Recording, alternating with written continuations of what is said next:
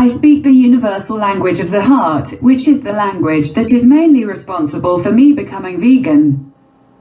To make a long story short, I could no longer stand with the fact that my actions did not reflect the values of my heart, so I changed to make sure that all would see those values through my actions. With the light of my awareness regarding the fate of most animals in this world, I could no longer support a behavior which didn't place life and the living as being of the utmost importance within existence.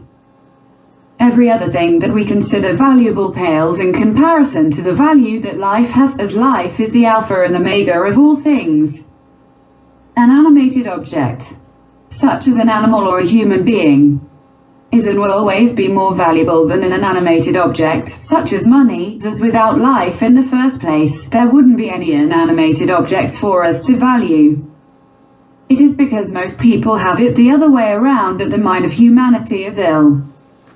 This mental disorder is at the core of humanity's problems. It is truly insanity, as no being with a right mind can fathom placing inanimated objects as being more valuable than animated ones. The inanimated objects cannot exist without there being animated objects to begin with, therefore the animated is and should always be valued more than the inanimated.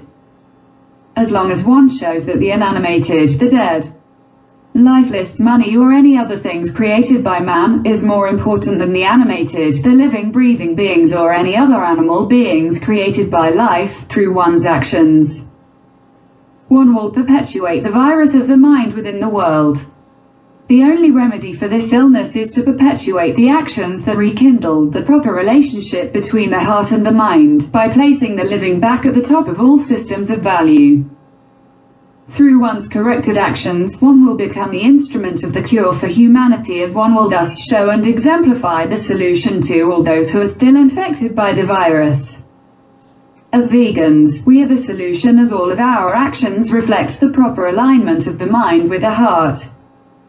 The mind should always be a servant to the heart and its values, as the heart is the true leader of our lives, not the mind.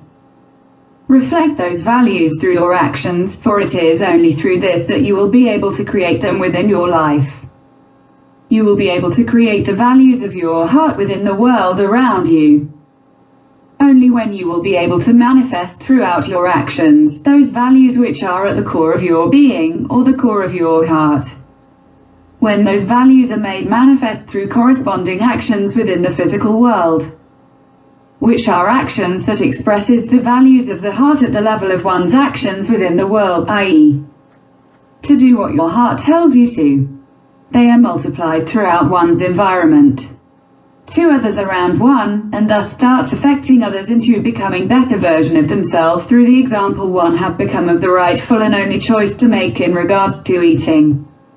The only things which we have are what we maintain within our minds, as objects of our possession. For whatever things we possess, we believe falsely, for we only possess one thing, and that thing is shared in common with all sentient life forms. We all possess a sense of self, which is the sense of being an invisible observer, observing existence through its endlessly diversified eyes, within endlessly diversified bodies, all being expressed through the different life forms that populate existence on this planet. Therefore, to affect any one of those beings which populate existence, is to affect the core of ourselves, as the same invisible observer who is observing existence through our eyes, is observing existence through theirs. Every life forms is the vehicle of the same invisible, thus all-permeating self. Therefore, to hurt another life form is truly to hurt ourselves. The invisible self observes reality through every one of our eyes, and reports those observations back to itself, the same invisible self that we report our observations back to when conversing within ourselves. There is a point in our collective future where we will have to face the information that we will have brought back to ourselves of our lives. For we will have crossed the point of seeing ourselves as being separate from any other life forms in existence, and have returned to the point of union with all life forms in existence. Within that point, we will realize the impact our actions had upon the other beings populating our world.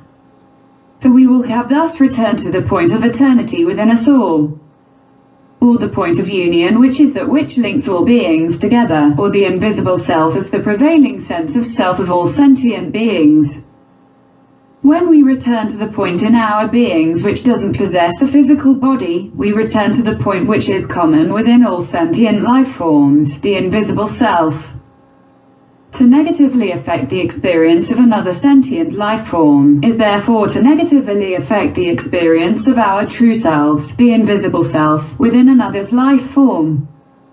This we will realize when we will have crossed the point within ourselves, where we will no longer separate ourselves from our union with everything else. It is we who are doing the separation with everything else, as separation is unnatural and requires constant efforts in order to be realized. When released from the tensions of this constant effort, we will realize the impact we had and have upon everything else in existence. For we will have returned to the common core of ourselves, which is the core of self that is always invisible to the observer. When in that core, we will share the same core of all sentient life forms and thus will have the ability to feel and experience existence as perceived by all sentient life forms within ourselves as the invisible self. We will then be at the core of all life, or the space where we as life communicate through all beings in existence, as we are all the same core being in essence. Since we are the same observer within another, we are truly affecting ourselves, as all of our actions are destined to the invisible self within all, which is the same invisible self that we destinate our thoughts to within ourselves.